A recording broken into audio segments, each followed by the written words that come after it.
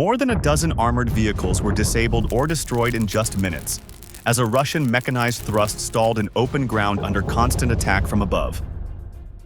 Several tanks and BMPs were left burning in place, while the rest of the column was forced to stop, boxed in with no clear route forward or back. This was not a random battlefield setback. It was a warning sign that a method once considered standard in modern warfare is becoming dangerously exposed. Russian forces pushed a large mechanized column across open terrain, relying on speed and smoke screens to mask movement and break through Ukrainian defensive lines. From the first moments, Ukrainian drones were already overhead, watching the formation take shape and move. When the lead vehicles were hit and the rear was blocked, the entire column lost mobility. What followed revealed something deeper than a single ambush. Ukraine did not rely on one weapon or one strike. It applied a layered combat system that linked surveillance drones, FPV attacks, precision artillery, and ground forces into a tight sequence that left little room to escape. This raises a critical question. How did a force protected by smoke, armor, and modern equipment collapse so quickly once it was detected? And more importantly, what does this pattern say about the future of large-scale mechanized warfare in an age where the sky is always watching? The Russian mechanized advance began with confidence, but it quickly ran into a battlefield where exposure mattered more than armor. The column moved across open terrain in tight formation, relying on speed and thick smoke to block direct observation and reduce the chance of immediate fire from Ukrainian positions. When the front vehicle is stopped, the vehicles behind it face a brutal choice, since they can either bunch up and risk a kill zone, or spread out and risk losing control of spacing and direction. The goal was simple and direct: cross the open ground fast, keep momentum, and reach the next line before defenders could react. What the crews could not see was that Ukrainian FPV drones were already overhead before the movement fully developed. These drones did not appear suddenly after contact because they were airborne early and waiting for the column to commit. As the formation pushed forward, the drones followed quietly, marking the rhythm of the advance and watching how vehicles aligned on the route. This early tracking changed the balance before the first strike landed, because timing and position were already known. The first hits came against the lead vehicles. An FPV dropped low and struck the front of the column, stopping the vehicle that defined direction and pace. Seconds later, another drone hit the rear, sealing the exit and trapping the rest in between. This is the moment the fight stops being about breaking through fast and becomes a hunt, because each vehicle must pick a path while the defender tries to turn that path into a trap. Turning around was impossible, pushing forward was blocked, and spreading out only increased exposure. Engines idled, smoke drifted unevenly, and the formation that relied on speed suddenly stood still in the open. This pause was not a small delay. The crews inside the vehicles faced a shrinking set of options with every passing second. FPV drones did not rush to finish the column at once. Instead, they hovered and repositioned, keeping pressure constant while the formation struggled to react.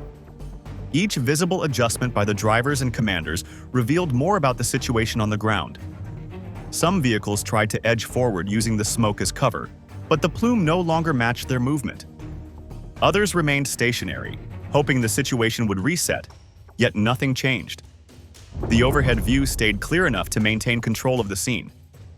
What mattered most at this stage was not destruction, but control.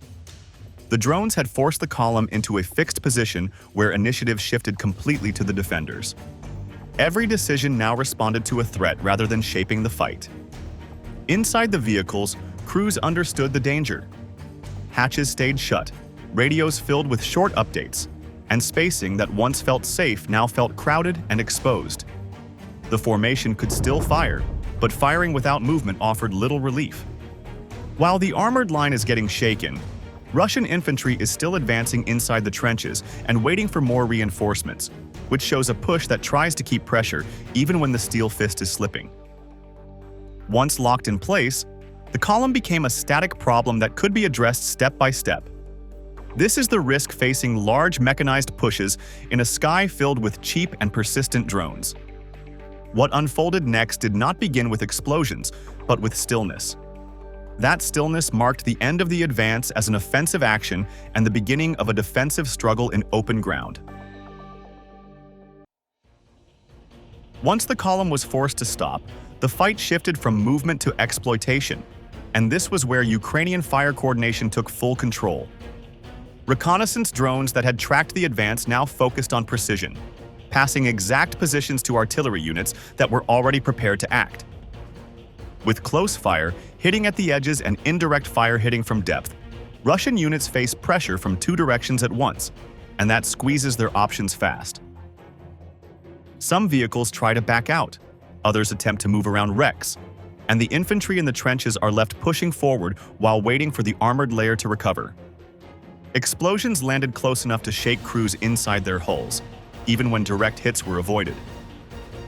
Shrapnel tore into exposed sections, damaged optics, and cut external systems, which further reduced awareness and coordination. Smoke that once served as cover now mixed with dust from impacts, creating confusion without restoring protection. As artillery fire held the column in place, FPV drones moved in to exploit specific weaknesses. These drones did not attack at random angles because their operators aimed for areas that mattered most, once vehicles were immobilized. In the footage, the picture changes from a single damaged lead tank to a wider push, with multiple vehicles appearing and a supporting fire plan that is meant to crush trenches and clear lanes. This is a classic answer when momentum is lost, since commanders often believe the fastest fix is to add steel and add shells, then overwhelm the defenders before they can reset. In several cases, drones slipped into these gaps and detonated inside, turning the vehicle itself into a source of damage. The most destructive moments came when drones reached areas where ammunition was stored. Once penetrated, the blast did not stop with the initial explosion. Stored rounds ignited, pressure built instantly, and secondary detonations ripped through the interior. Turrets lifted, panels burst outward, and nearby vehicles were showered with fragments. These chain reactions changed the character of the battlefield within minutes. A single FPV hit no longer affected one vehicle alone, because burning wrecks blocked movement, spread fire, and forced crews nearby to abandon their machines. Inside the column, the situation grew chaotic. Crews faced a harsh choice between staying inside armored shells under rising heat or exiting into open ground, still watched from above. Some vehicles attempted to return fire, but firing without movement only revealed positions more clearly to observers overhead. A mine strike does not only damage the vehicle that hits it, since it also throws fragments, dust, and shock into the path of nearby crews, and it forces the rest to brake hard or change route. The pace of fire reflected control rather than urgency, with each strike placed to maintain pressure rather than rush destruction. Ukraine's artillery is also described as continuing to fire to hold the tempo down, which means the goal is not only to destroy targets, but to immobilize them and keep them from escaping. Every round and every drone strike built on the last shrinking options for the trapped formation. The appearance of repeated secondary explosions carried a psychological weight as well. Crews watching neighboring vehicles erupt understood what that meant for survival. Confidence faded quickly once it became clear that armor no longer guaranteed protection once mobility was gone. The damage spread faster than any single weapon could achieve on its own. By the end of this phase, the column was no longer a fighting force moving toward an objective. It had become a cluster of disabled vehicles, burning wrecks, and exposed crews reacting under constant observation. The fight was still ongoing, but its direction was no longer in doubt. What followed next built directly on this collapse, as deeper strikes and broader effects began to unfold beyond the immediate battlefield. The battle expanded beyond the trapped column once Russian air defense assets were drawn into the open, and this marked a critical shift in the fight. While armored vehicles burned on the ground, Ukrainian reconnaissance began scanning deeper, searching for the systems meant to protect the area from attacks coming from the sky. Hidden air defense units depend on silence and stillness to survive. As long as radars remain dark and launchers stay immobile, they are difficult to locate in cluttered terrain. Ukrainian scouts detected signs of a Russian air defense system attempting to reposition. The change did not need to be dramatic, because even limited movement altered patterns that had remained static. In other cases, brief radar activity or command transmissions created a signal that stood out against the background. From that moment, the position was no longer hidden.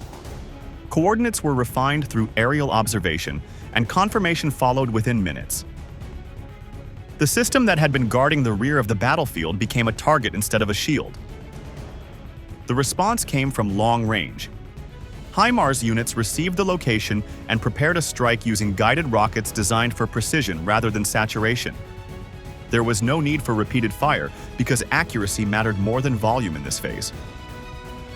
A Bradley is useful in this role because it can deliver troops and fire at the same time, so it acts like a shield for movement while also adding pressure on exposed positions. When the smoke cleared, the system that had protected Russian forces from aerial threats was gone. The loss carried consequences far beyond the destruction of one vehicle. Even so, the armor is described as withstanding the damage, and that detail matters because it keeps the Bradley in the fight long enough to complete its mission of suppressing and supporting the trench line.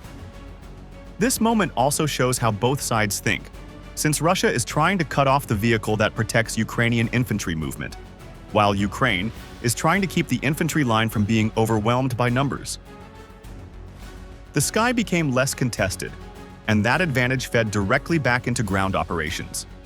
For Russian units still fighting near the stalled column, this shift was deeply felt. The source describes FPV drones beginning a real hunt for Russian tanks. And the key point is that these drones do not wait for the column to stop on its own. This change also affected decision-making.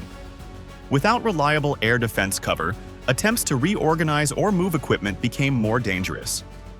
Any movement risked immediate detection, while staying still invited continued pressure from drones and artillery. The importance of this moment lies in its timing.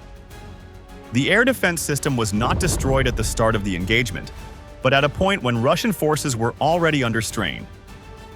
Once the shield was gone, the remaining forces operated under constant exposure. This phase did not end the battle on its own, but it reshaped the environment in which the rest of the fighting unfolded. With fewer threats in the air, Ukrainian drones could press harder and stay longer. The ground below reflected that change as pressure increased and options narrowed. By removing a key defensive layer, the engagement crossed a threshold. What followed built on this advantage as coordinated ground forces moved to exploit the opening created by precision fire from afar. The fight on the ground shifted into a coordinated assault once Ukrainian armored units moved to exploit the opening created from above. With Russian formations already disrupted, Leopard 2 tanks took positions along covered routes and tree lines, waiting for movement to reveal targets. The ambush unfolded quickly. A Russian vehicle at the front of a small formation rolled forward and struck a mine, stopping instantly and blocking the narrow path behind it. Seconds later, another armored vehicle tried to maneuver around the disabled hull, but a Leopard round hit it directly, turning it into a burning obstacle. That sequence broke cohesion at once. Armored personnel carriers behind the lead vehicles halted in confusion, and infantry began to dismount under pressure. Without clear direction or cover, soldiers abandoned their vehicles and scattered, leaving equipment exposed in the open. Leopard crews did not rush the area. They held distance and shifted ammunition, switching from anti-armor rounds to high-explosive shells once resistance thinned. These shells were aimed at enemy-held buildings and field positions near the contact line. Each impact tore through walls and roofs, collapsing strongpoints that infantry could not clear safely on their own. After every shot, the tanks adjusted position slightly. This movement reduced the risk of return fire and made it harder for any surviving Russian elements to fix their location.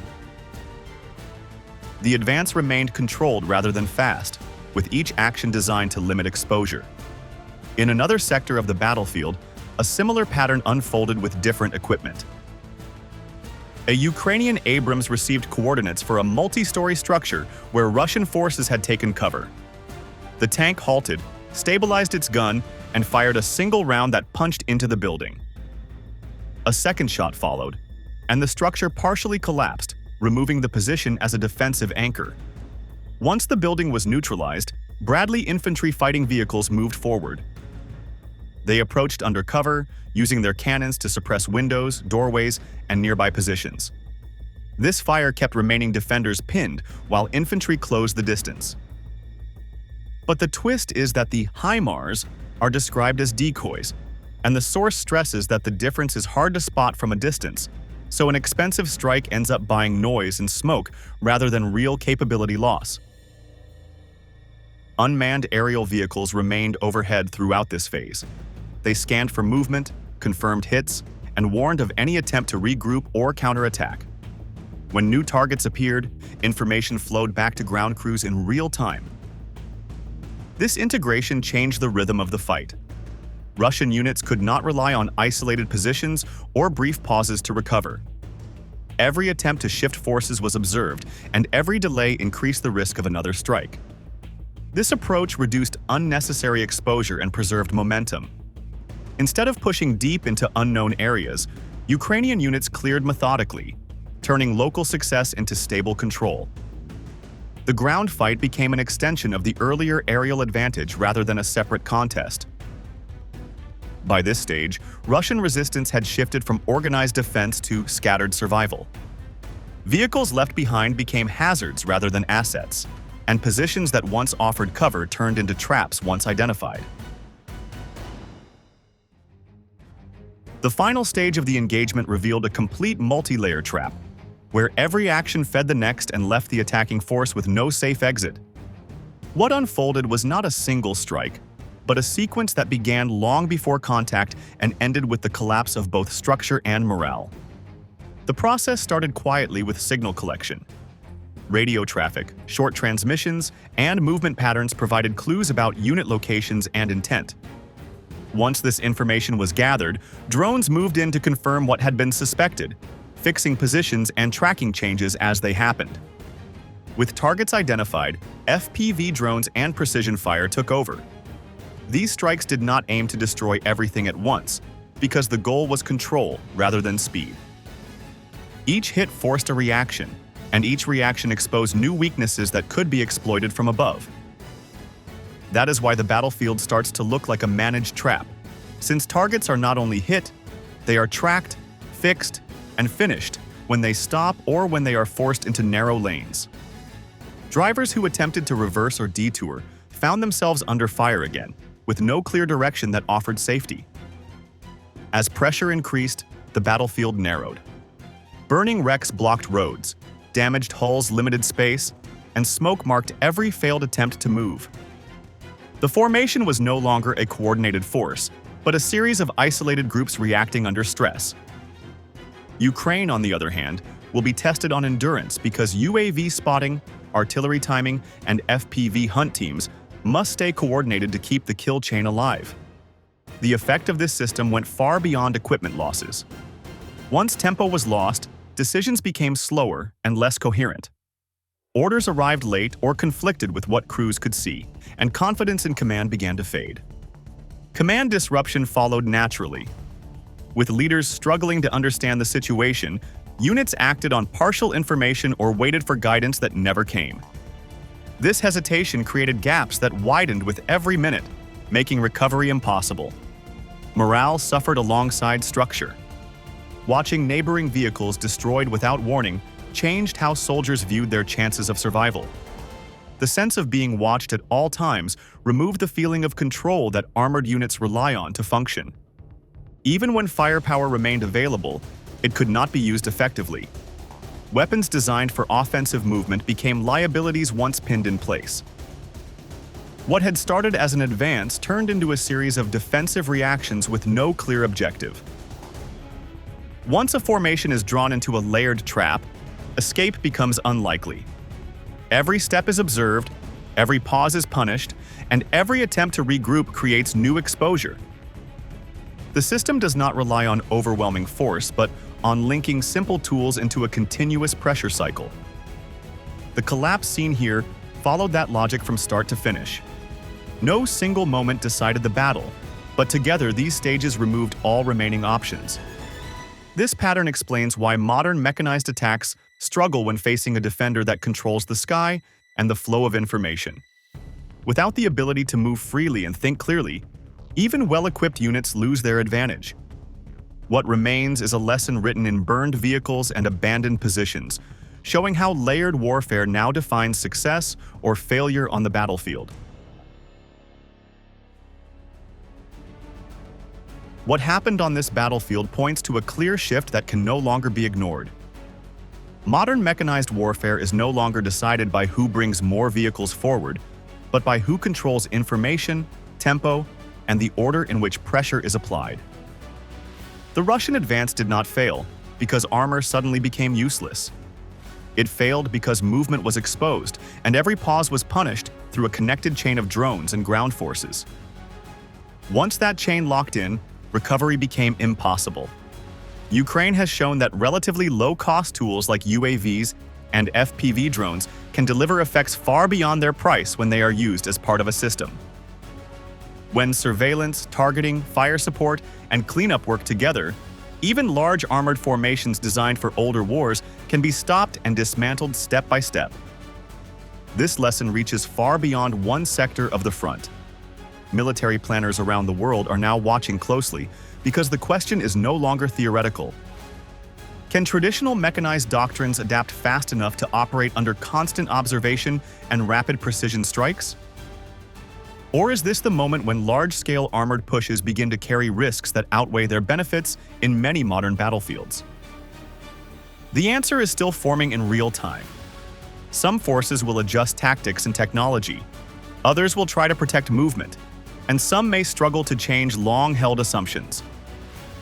What happens next will depend on who learns fastest and who refuses to change. The battlefield is writing that answer every day. If this kind of clear and grounded analysis matters, like the video, share it with others and subscribe to Military Force for more coverage on modern warfare, real battles, and the political forces shaping them.